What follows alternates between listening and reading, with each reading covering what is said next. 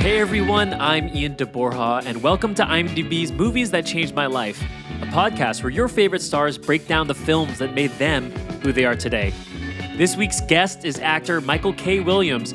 You may know Michael from his iconic role as Omar Little on The Wire, but you will soon be able to catch him as Montrose Freeman in HBO's Lovecraft Country, which hits the streaming service on August 16th. Michael and I talk about the only time he got to see Prince live in concert, the future of the African-American experience in Hollywood and pop culture, and the 3 movies that changed his life. Once again, if you're enjoying the show, please be sure to give us a star rating and leave a review because every single one counts. Thanks to Tandems Be Bangin' for the most recent 5-star review. Thanks again for listening, and here's Movies That Changed My Life with Michael K. Williams. So this episode is going to be airing on Thursday, July 23rd, which would have been the first day of San Diego Comic-Con. And I know we're going to talk about in a little bit. You would have been there for Lovecraft Country, which is going to come to HBO. But have you been to San Diego Comic-Con before? No, I haven't. I was actually looking forward to.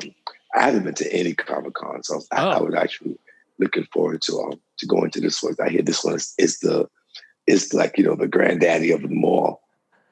Yeah, it's pretty. I think a spectacle is probably the best way to say it. You did a taped panel for Lovecraft Country for San Diego Comic-Con at home, and it's going to come out Saturday, July 25th at 4 p.m. So why don't you talk to us about the show? I had a chance to watch the first 2 episodes, and I really, really enjoyed it. But talk to us about the plot and who you play.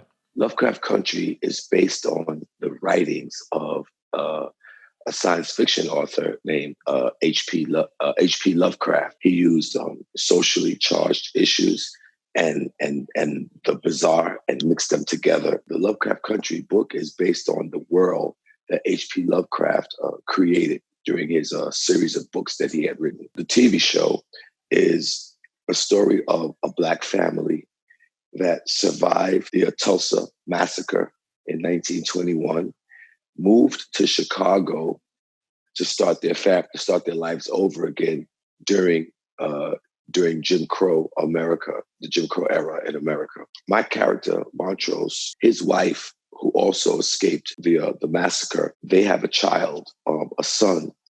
And my character and his son, they're always at odds. When Montrose's son becomes a man, the first minute he can leave legally as an adult, he hightails it for the military. And the story begins with him coming home after 5 years having been in the military, 5 years or so. I forget how many years he'd been, but he comes home because he gets a letter from his father, a very strange letter from his father, a very out of character letter from his father. And he decides to come home and look for his dad. And we go on this journey to find the father. For people who are unaware, and you tapped on this a little bit, so Lovecraft, H.P. Lovecraft, he's like you said, he's a very famous science fiction writer, but it tackles socio and economic issues as well. And people may not know that they've seen H.P. Lovecraft inspired art, but like Cthulhu and things like that, those are all H.P. Lovecraft. And the film or the show opens up pretty quickly with some of the sci-fi and horror elements. And something that struck me was that I think this is one of the first shows or even movies where it tackles sort of sci-fi and horror from the perspective of the African-American experience. Did that stick out to you when you were reading the script and when the project was approached to you as well? Wow, brilliant question. And the answer is a big fat yes. Yes, it did. Thank you for acknowledging that, because I've never seen anything like this on TV before, much less be a part of it. For me, the monsters, they definitely represented everything vile in our society, everything from racism, sexism, homophobia, xenophobia, whatever it is that's keeping us at odds.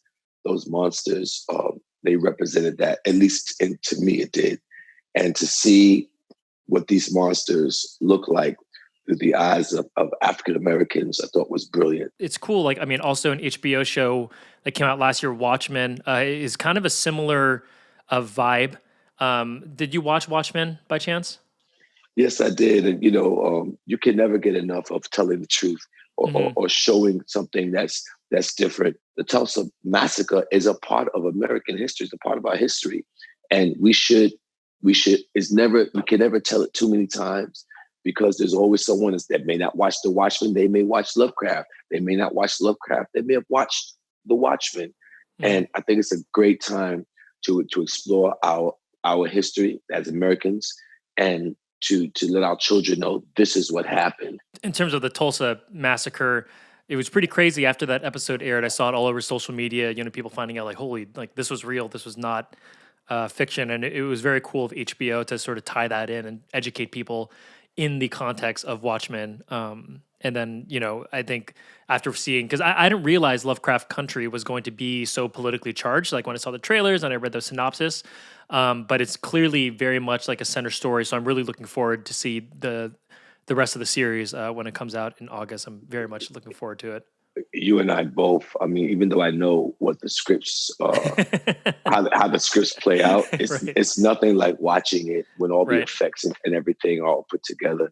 And and I agree with you too that I was very happy that HBO decided to do this and to look at the climate that Lovecraft is coming out now. You can't pay for this type of synergy. Hmm. It's just the timing couldn't be more perfect to have a show like this on talking about these topics now. What positive effects do you think it'll have, whether it's on younger African Americans who are watching the show, or just the greater society of America in general? What sort of positive or sort of like maybe awakening do you think Lovecraft Country can have, just in terms of everything that is going on in our country right now? One, it's educating. And my mother always said, when you know better, you do better. And it's important, at least for the young people in my community, to know that know of the strength that they come from and the wealth. Like the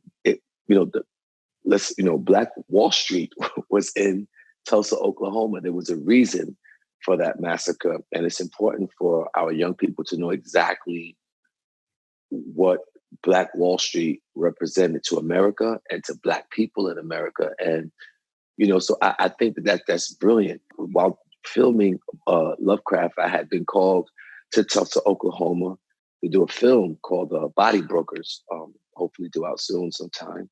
And I, as a Black man from America, you don't go to Tulsa, Oklahoma, and Hmm. don't go visit. I think it's Pinewood and Archer. Excuse me. You don't go to Tulsa and not visit that intersection.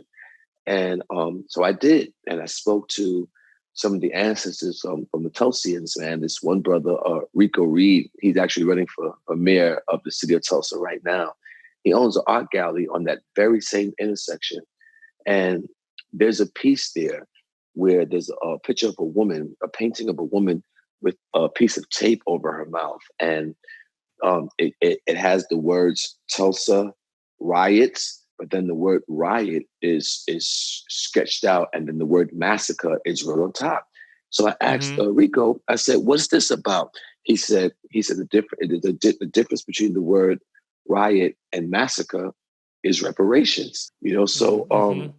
the fact that we're in this climate right now, and shout out to I believe North Carolina for doing the right thing and having that conversation of what reparations looks like in this climate today, for Black people. Um, I think is brilliant. So there's a ton of opportunities to learn and to see things differently, to reimagine what public safety looks like and we can do that from watching Lovecraft. Beautiful. I love it. Like I said, I'm really looking forward to it. I mean, it's a little bit of everything, right? It's horror, it's thriller. There's a lot of politically charged storylines. Lovecraft Country, August 16, 2020. And then again, obviously, you're also going to be on the San Diego Comic Con panel for Lovecraft Country. It's going to be on YouTube at 4 p.m. Saturday, July 25th. You can go to Comic Con at home for that. So I'll definitely be tuning into that. I'm looking forward to see you and what the rest of the cast has to say about that. Yeah, put on your seatbelt. It's going to be a bumpy ride. All right, so let's get into the movies that changed your life. Let's start big. The first pick for you was Purple Rain, which was 1984. It has a 6.6 out of 10 on IMDb, 19,000 stars rate with 19,000 ratings. Directed by Albert Magnoli, written by Albert Magnoli and William Blinn. Stars Prince, obviously, as the kid, Apollonia Catero, and Morris Day.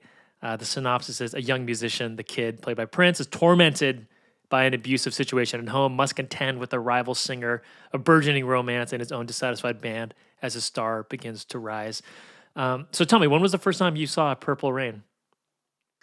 The first time I saw Purple Rain, I had to be a boy, like 17. And I was struggling. I struggled with identity across the board. You name it. I just did not know who I was. And, I always knew that something was in me. I just I had no knowledge that it was my artistry. Didn't know how to express it. I had no outlets to express my art. And so when I saw Purple Rain, Prince gave me permission. He gave me permission to do and be me on a level that I had never gotten from older men or the big bros or the big homies in my community. I was not given permission to be different or to be myself, to be slightly left of center. I was not. I was told to conform and be this alpha male and dress and be a certain way, and it just wasn't me. And Prince was the first thing that I saw that gave me permission to be myself. I remember I started dressing differently. It was like I hung out with my two best friends was a lesbian by the name of Robin Henry. She and I are still very close to this day. She was my big brother in a sense. And then I had my girlfriend, Dolores, and us three, we would run around. And, so Dolores and I are of a darker hue and Robin is fair skinned. So she was Morris Day, Robin. And Dolores was Jerome and I was Prince. And we would run around the streets of New York City and we would look for, we just had this air about us, man. And I remember, Robin, she would talk about me and I would be sitting right there in the room and she'd be talking to her girlfriend and she would call me, she never called me Michael. She only called me Kenneth. She would say, so Nadia, what are we going to do with Kenneth? Do you is he going to model? Is he going to be a singer, like a rap? What are we going to do with it? But do you see this?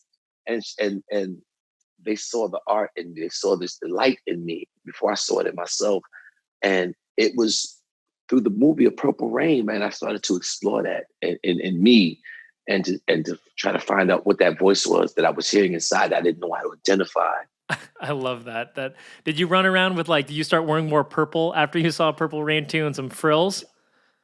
Actually, I did not want to get beat up. I didn't have that much permission, right? But I remembered, we all had our code. We had a code of dress where it was the big, thick, black Ray-Ban shades. We called them mochas, right? Mm-hmm. And we didn't want anybody in. You put your mochas on, and then we wore long black trench coats, like cashmere coats, like the old wool overcoats. We wore penny loafers, but we were only allowed to put nickels in the penny loafers, right? No pennies in the penny loafers. And then we dressed very avant-garde. It was everything. Everything we wore, the wind had to catch it. It was flowing, and it was just it was very Mod Squad. And that was it. We took what Purple Rain showed us, and we incorporated it, and we made it ours. We made it ours. So obviously you are an actor, and I know you are a professional dancer as well. You danced for Madonna and George Michael. I'm sorry. I hate to be a stickler. Please do. I swear to God, I keep saying this. One day, Madonna's going to run up on me and be like, motherfucker, you never danced for me. When the fuck did you dance for me? I was I don't know why that is all over the internet. I I did a video. I did Madonna's secret video of the bedtime stories. I've never even officially met Madonna, much less worked for her. Okay, that's a good note. Okay, so everyone on the internet listening to this, we need to correct the record. Michael K. Williams does not want to get beat up by Madonna. Okay, so let's cut that story straight. What I was going to ask was, were you a musician as well? Do you sing or play guitar or anything like that, a la Prince? Yes, for me, it was the trumpet. Okay. It was the trumpet. I was in love with the horn, in love. And I started playing in the 4th grade. And I played in my elementary school graduation. Like, back then the band would actually play Pomp and Circumstance, right? Right. So I played for my elementary and for my junior high school graduation, the trumpet. And when I was on prime and ready to go to like an art school to continue, I was told to go to a vocational technical school. Arts were frowned upon, and it just wasn't something that you did in my family. And that's unfortunate. That's where a lot of the turn for the worst happened in my life. I made a lot of bad choices around that time. And Purple Rain kind of started to bring me back to that artistic voice inside. Didn't know it was going to end up being what it is today. I just knew that there was something in me. I saw something in myself that I saw in Prince. So since you were growing up, with Prince, and this was sort of cementing himself as like a legend and becoming the guy that everyone knew and loved. What was it like seeing him on a big screen like that in like fully his element? It's instead of just seeing little music videos or little interviews, you get to see him exclusively for 2 hours straight. What was that like for you in the theater? I can't tell you. Like I can still get emotional. It was for me. It was coming of age. I became a man the day I saw Prince on that screen. It was like, his shyness, his vulnerability around women, his insecurities, the dysfunctionalism in the household. Although it wasn't as brutal as his was, but my family, we had our own version of that. It blew my mind. I remember one of the things that Robin, Dolores, and we always said that we were going to go to see a Prince concert. That was always our dream, to go see Prince live in concert. And that opportunity never presented itself to us as young people. In fact, I never got an opportunity I got to see Prince live once. It was he was performing at the South by Southwest festival. And he did a set in a club, and he did about the initial set was maybe, I think, like an hour or so. And they kept screaming, encore, encore, encore.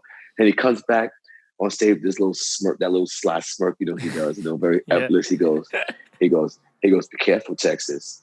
I got hits. Like, your motherfuckers end up in the hospital with all these encores. Like, you will pass out before my catalog will end, right?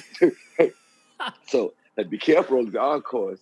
And I remember when he sang Purple Rain, and that guitar lick, that first guitar lick, I was, I was there promoting a film, so I had access to be in the wing. But I went and I stood out in the audience because it was the only way to honor my childhood, my experience, having seen him on the big screen.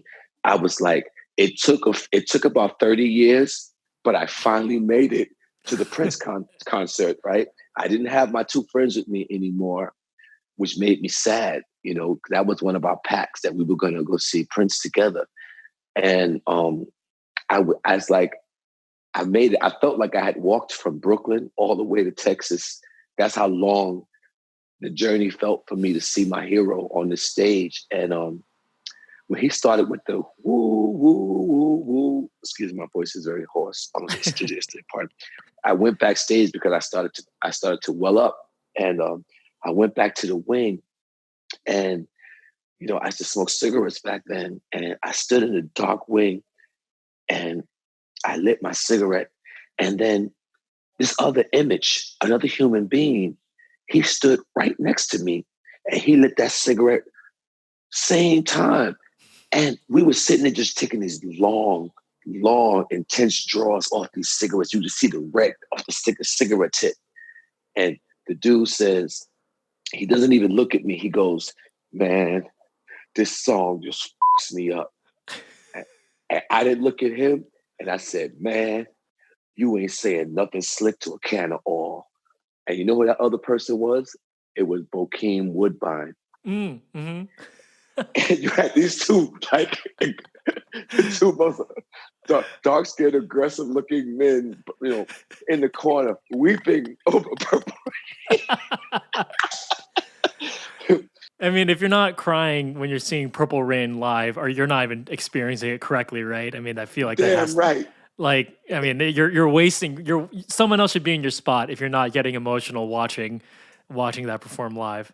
Damn right. Man, those beautiful stories. So my last question here before I move on is, what do you think Purple Rain means? I mean, I know there's a lot of, among Prince fans, there's a lot of lore and theories about what he meant by Purple Rain. What do you think? What does it mean to you, Purple Rain? Love. The Purple Rain is love. I only want to see you dancing in the purple rain. I just want to see you dancing in love. Be free. Be yourself. Be you. Do you. Because purple is the highest color. It's the color of royalty. It's the color of excellence. Dancing in the purple rain. Dancing in the excellence of yourself, of self-love, of self-worth. I struggled with that so much growing up, man. And that's what that song, it's about love, self-love. Because you can't love nobody else until you love yourself. Beautiful, beautiful. Purple Rain, 1984. I got chills during some of your discussions there. That was that was awesome to hear the full circle of that. It was brilliant. All right. So the second movie, let's go to 1991's Boys in the Hood. This is a 7.7 out of 10 with 120,000 ratings on IMDb. Written and directed by John Singleton, starring Cuba Gooding Jr., Lawrence Fishburne, Ice Cube, Angela Bassett, Nia Long, Regina King, Morris Chestnut, etc., etc. It's got 2 Oscar nominations for Best Director. Singleton was also the youngest director and the first African American to be nominated for Best Director. Also Best Screenplay. The synopsis is, it follows the lives of 3 young African American males living in the Crenshaw area of Los Angeles, dissecting questions about race, relationships, violence, and future prospects. So tell me, when was the first time you saw Boys in the Hood? Oh, I went to see that opening night. We went to the Deuce in New York City. That it's now called Times Square, but back in the day we called it the Deuce, short for 40 Deuce. And the theater I went to see it is no longer there anymore. I was on the corner of Broadway and 44th Street. And just look at the cast, the list of castmates you rolled off. Like those men and women, that was what they did with Boys in the Hood. That was the first time that I felt Hollywood came to the hood, came to my community and saw me. I remember, I can't even really put into words what I felt like when I left that theater. I felt like my finger had been put in a socket. I had never, unlike Purple Rain, it was a lot of fantasy, and it was shot in Minneapolis. But although it was a coming of age, it was more internal, and it was personal for my relationship with Purple Rain. Black Boys in the Hood was the boys in my hood. Like that's what I saw every day. Boys in the Hood was the first thing really to let me know. It was the first time that it allowed me to not be in it, but to actually sit down and be a little removed from it and just watch it. And Boys in the Hood was the first movie, the first thing that let me know that this shit is not normal. This should not be happening. And this is not cool that I'm conditioned to seeing this on a regular basis. it was not cool. And you live in it, you get desensitized. You think it's the norm. You think this is going on everybody's hood. This is how the world is. Mm-hmm. But to step out, to go to a movie theater, like, going to the Deuce was a big thing coming from Flatbush. That was, that's what you did. You saved up your little money. You had your food money, your drink money. You had the plan to go to the Deuce. It wasn't just, oh, I'm going to the Deuce. That was the going to the movies on 40 Deuce was like how, middle class people go to the theater, to the Broadway show. So what you did, went to the movies on the Deuce. That was special. No rats running across your feet. The theaters are clean. It was a big thing.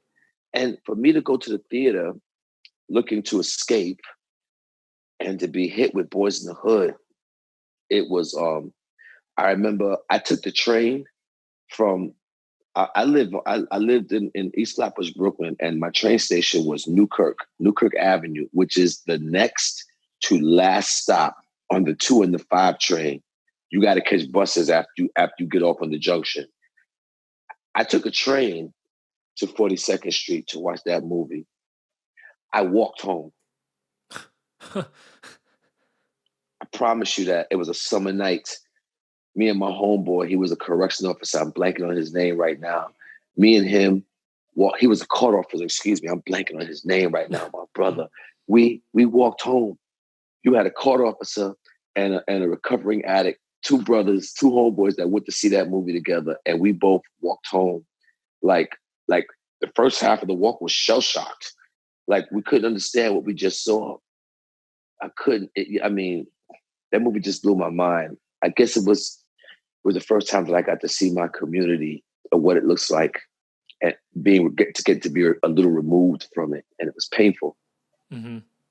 Yeah. I mean, you use the word desensitize, and that's such a perfect way to put Boys in the Hood. Like, there's so many moments. I mean, obviously the helicopter's flying over constantly. There's a scene, when Ice Cube is in a fight with Ricky, the mailman just kind of steps over them, hands the mail to their parents.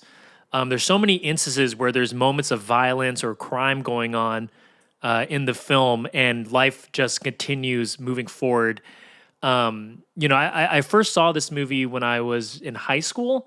And then I, revisited again, obviously for this, and just like myself growing as a human and understanding the world in a much different light, especially, I think just in relation to the last couple months, specifically here in the United States. It really is unbelievable that this movie got made in 1991. And something that connected with me and that you picked this is that, you said this is the first time you saw sort of your community and your experiences really put on film. I'm sure fans of you and fans of this podcast would know that you're most known for playing Omar in The Wire, not only recognized as one of the greatest shows ever made, but one of the greatest characters ever made.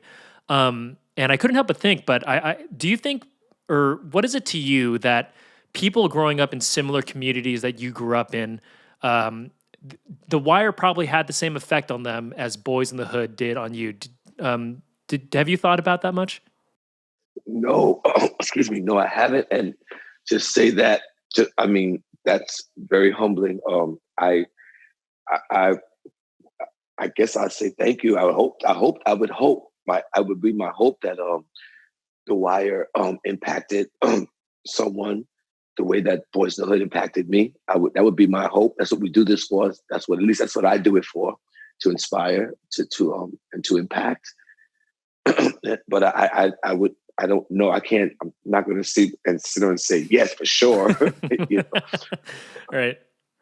Yeah. I mean, that was just something that stood out to me. So, we already talked about the cast. I mean, so many of these people. This is early in their careers. I mean, this is Ice Cube's first acting role, and he is unbelievable in it. I mean, this is a young Cuba Gooding Jr., Nia Long's breakout role. What was it like for you? Did you already want to be an actor in 91, or were you still trying to find your path there at that time? I was very much trying to find my path at that time. No ideas I wanted to be an actor. But ironically, in that film, who spoke to me the most was Morris Chestnut. Mm-hmm. He was the ray of light. he was the ray of light that got snuffed out. Mm-hmm. And he spoke to me the most. That's what I saw a lot. It wasn't always just gang violence and people murdering people. A lot of times it was, over a girl, Mm-hmm. because, one guy got the gun and the other guy got jealous. He would go get the gun and go kill the dude who had all this promise and potential. This open recklessness, dumbness, nothing. Just you didn't have to be looking for trouble to die in my community. And that's what Chestnut's character represented to me. And I saw myself in that. I remember walking to the train one day. I would cut through a courtyard as opposed to walking the L around the block. You just cut through and get a little shortcut to the train station. It's like 7:00 in the evening. And I remember being grabbed from the back and thrown face up against the wall. And the next thing I felt was that shiny cold blue thing up against my head. And they were going through my pockets. They were attempting, they thought that I was someone. This wasn't police. Mm-hmm. Clear that up. This was not police. They thought that I was somebody else. And as they were looking for me, I guess they were looking to see if I was strapped or not. But when they said, that ain't him, and they kept it moving. I remember I never looked in the direction that they went walking, but I remember I kept walking to the train. I was on my way to a dance rehearsal. My knees were shaking. I remember just not being able to walk right. Like I said, oh shit, my knees are, my legs are wobbly, and Morris Chestnut. I mean, just on his way to this character, on his way to the store, him, his friend, getting some. That's you look at that today now. That's it means not the exact same instance, but that's just how cheap life is on these streets. Mm-hmm. You look at, I saw today now, we could look at that movie and see a Trayvon Martin. Mm-hmm. Just going to the store to get something to eat, get some snacks, and comes back home in a body bag. It's incredible incredible and awful, really, about how timeless Boys in the Hood seems. It currently is and may well be for even a little while longer. I mean, something that also stood out to me sort of in regards to that is Lawrence Fishburne's character. He is he plays Cuba Gooding Jr.'s father in this film. Every time he's on screen, he's sort of like giving a lesson, obviously to the characters, but he's giving a lesson to the people watching the film. The thing that stood out to me was there's a scene where he drives Cuba Gooding Jr. They go to see a sign. They see a sign that says new development coming or something in the Crenshaw area. And then these other people around the community come up to him and sort of listen to what he's talking about. And he's talking about how, this symbolizes gentrification. This symbolizes, he talks about, why do you think gun shops on every corner and all that sort of stuff. When you saw that, do you think there was lessons being told there as well? Absolutely. A lot of the stuff when I went to see the film when it came out, that word gentrification didn't even register on my radar. I had no idea what that word meant. I never, just okay, yeah, some fancy word. Okay, yeah, people. It just today now as a grown man, I understand what that was. Right. But I mean, like you said, that movie was made in 1991. In that scene, Lawrence Fishburne's character, he was predicting what was to come. It was almost like he was looking into the future because gentrification came in, and I mean, I don't have to preach to you. We already know what that represents now to Black and brown communities. Mm-hmm. Come in, take the property. And we're asked to go on to the next hood, create the next hood. When they my quotation fingers decide they want the community, they come and they take it, and we're pushed aside. And I had no idea what Lawrence Fishburne's character was teaching us in that scene, in that moment. I remember it vividly now as you're saying it. No idea. We're right off my head. Do you have any last things on this? Last notes? My last notes is I am sorry. I am so sorry for people who are experiencing gun violence now for the first time. I'm so disgusted that gun violence in our country is still a problem. However, Boys in the Hood gives me permission to say, welcome to the party. Hmm. And with that, I'll say, to my community, we need more characters like Lawrence Fishburne for our young brothers and sisters to gravitate to. They don't have to be our biological kids anymore. Mm-hmm. That's not, we've passed that now. We got to save our kids, and we need more Lawrence Fishburne characters in communities that look like mine. We really do. And I'll leave it at that. Well, I know that you do a lot of work for underprivileged kids with your Make Kids Win Foundation. So I'm sure there are plenty of people who are thanking you for your influence on their communities too. So you're doing your part, and I'm sure there are plenty of people who are grateful not only for the characters you play on screen, but also, in real life, you're making changes. So thank you for that as well. All right, so let's go to your last film here. This is 1995's Dead Presidents. This is a 6.9 out of 10 on IMDb with 19,000 rated. This is directed by Albert Hughes and Alan Hughes, or as the Hughes brothers, written by the Hughes brothers as well, along Michael Henry Brown. Stars Lorenz Tate, Keith David, Chris Tucker. The synopsis here is a Vietnam vet adjusts his life after the war while trying to support his family, but a chance of a better life may involve crime and bloodshed. It's told in 5 parts from Lorenz Tate's character during the Vietnam War, after, and then the results, a heist eventually, and what's after that. So tell me, what was the first time you saw Dead Presidents? Again, I went to the theater to watch this. I was there the opening weekend. So in my family, especially on my father's side, if you didn't get a trade with your hands, which is usually like, on brick masonry or something of that nature, you went to the military. I had 2 left hands, so there was no skills here.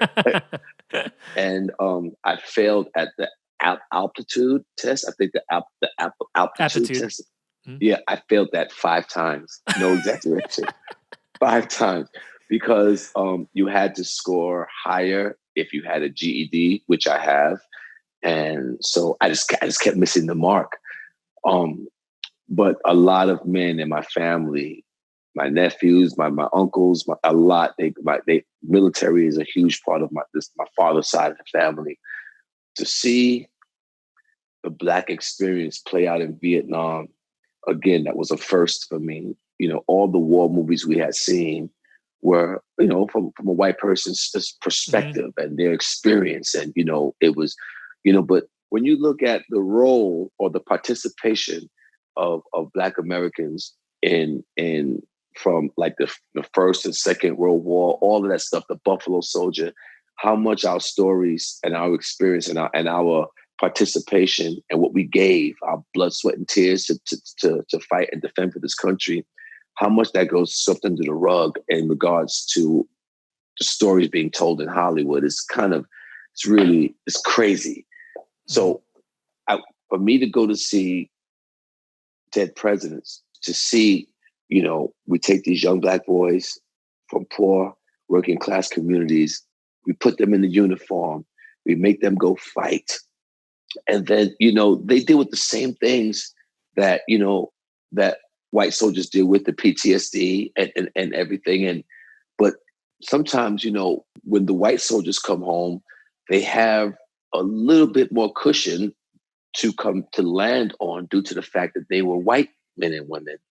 Black men and women are coming back to the same disparities that they left when they went to the war. And a lot of times it was worse, and then they come back with the same PTSD. I had never seen anything like that played out in story form. And it like you said, this film takes place in 5 parts, and so accurately, would come back, with the brother who ran the pool hall, when he came home, now things wasn't the same anymore. We see, how poverty has beat the community down even more than before Lorenz Tate's character even went to war. We see drug addiction, which is something that I struggle with, the Chris Tucker's character. It's just so many different layers and levels that just blew my mind with the storytelling. But the reason why this movie is on my list is I don't know what Lorenz Tate channeled through this character. I don't know what he was on, what Kool-Aid he was drinking. All I know is whatever space he went to when he was doing this, when he created that character, it came through the projector, through the screen, into the theater, and tapped me on my shoulder and said, "We're waiting for you." I knew that when I saw Lorenz Tate on that screen, I knew it wasn't I think, or maybe it was like, that's it. That's what I want to do. I knew it. It was put in, I can't even explain. It was like, it was no guessing. I'm like, I'm doing that. I'm going to do that. And I'm going to tell stories like this, plain and simple. You two haven't worked together, correct? No, sir. No. Have you had a chance to interact with him and talk to him about that on a personal level at all? Yes, I did. We met at a film festival here in New York City. I think they call it the Black Film Festival, the ABFF, the Black ABFF. Yeah. We met several years ago. I believe I was I think I was on The Wire, maybe Boardwalk Empire, but I know for sure I sat him down because I believe in giving people their roses while they can smell them. So I sat him down and let him know how much he impacted me, and it was his performance. And then I could even the particular scene that I can't. It's like they channeled it, man. It was when he came home from the war. He was drinking too much. He was working he had just lost his job at the butcher market, the meat market, and his wife, she's pregnant with their second child, and she starts to sass him, and she beats him down, with her frustration. And they get into an argument, and he goes to leave the apartment, and she grabs him, and she wakes up his PTSD. She runs up from behind and grabs him, and he snaps. And he proceeds to choke her out on the wall with his seed in her stomach, and the fear in her eyes, man. It was, I guess I've seen that fear in her eyes. I've seen that before. I know what that looks like. And I also know what that level of being broken looks like coming from his eyes. He was so beat down. He was so broken. And you could see it in his eyes. And I said, I know what that looks like. I've seen those eyes before. I know those eyes. And it was then that I was born. I was reborn. My last question on this is, and this kind of, I guess, goes to Boys in the Hood as well. Now that you're however many years removed from living in those communities or really experiencing those like in real situations in real time, is it hard for you to revisit films like this that sort of bring you back to that? Or do you think it's important to continue to think about these things on a personal level? I watch them like I watched it. I don't turn, if Purple Rain comes on my screen, I don't care what part of the movie it is. I watch it. Like if it's the first time I watch it. Same thing for Boys in the Hood. Same thing for Dead Presidents. And they have so many just beautiful moments. They're literally moving pictures. When you think about Clarence Williams III, when he's over that piano with that cigarette, he's just pucking away. When Prince comes home and says, how did mom get banged up like that? And he says, don't. Are you planning on getting married? Don't never get married. How could you not want to watch that? That's cinema at its best. You go to Boys in the Hood when Doughboy and Kuba's character sitting on the step at the end of the movie. Oh man, that monologue. Oh my God, it breaks so your good. heart. Unbelievable. How could you not want to watch that? He says, I haven't got no brother no more. And Kuba says, yes, you do. I will always want to feel that. I never want to get old or get bored with those stories or those moments because they matter. They help to shape me, and they're still unfortunately so prevalent and relevant in our community. And we look at right now with our veterans, the way we treat our veterans, man.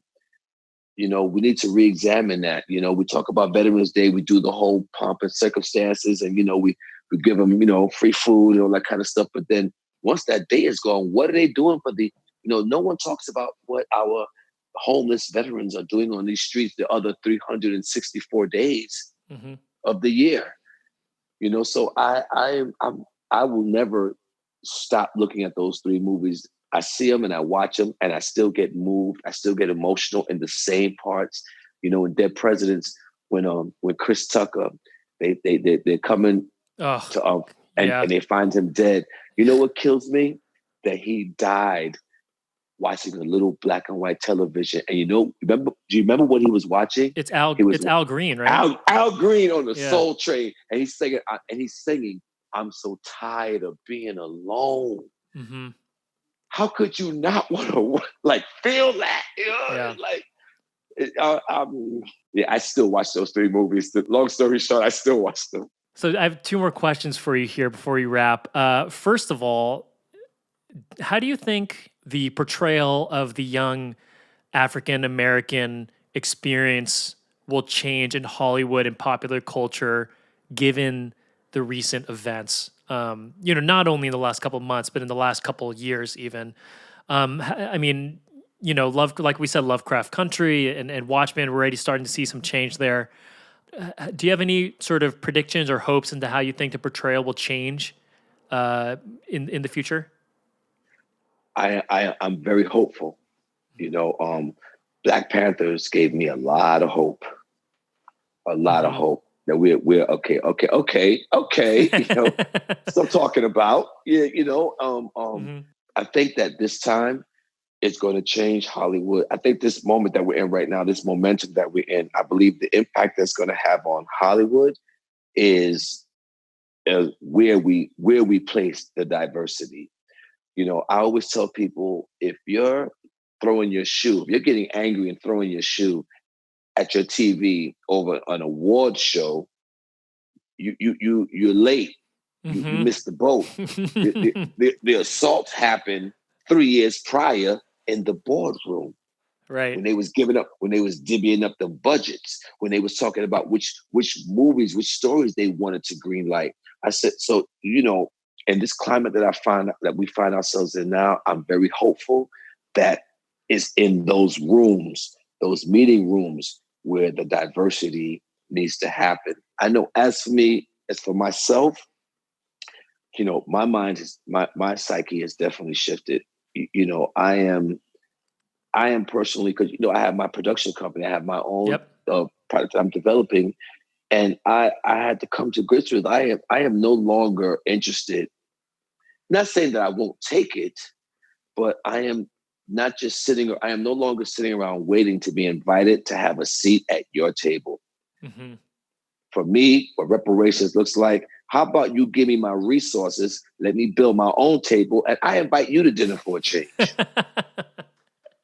Yes. So that's the impact that this time that this movement has had on me, and I'm quite certain that my younger brothers and sisters that's in this industry, they got their eye on that same boardroom that I'm looking at. We need to get our stories and our ideas and our budgets greenlit there. Mm-hmm. Absolutely. I agree with you 100% on all that. And then final question here before we wrap. Do you see any through line between Dead Presidents, Boys in the Hood, and Purple Rain as to why these three movies are always going to be with you and why you believe they all changed your life? Yeah, I'm gonna get really personal here. So, please. So, my sponsor, right? Because I'm in recovery, so I have a sponsor.